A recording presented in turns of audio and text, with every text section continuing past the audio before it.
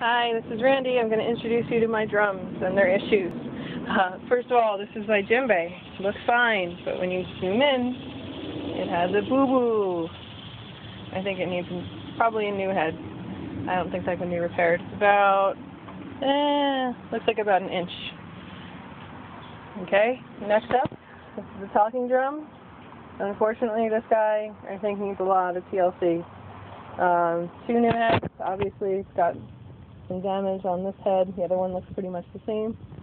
But the big issue, this is why the drum guys don't want to touch it, is the leather. It has these leather strings that you squeeze to change the notes, and this one's broken. It has this piece at the top that's supposed to hold it on, also broken. So I doubt that can be repaired. I think it probably needs the whole thing restrung.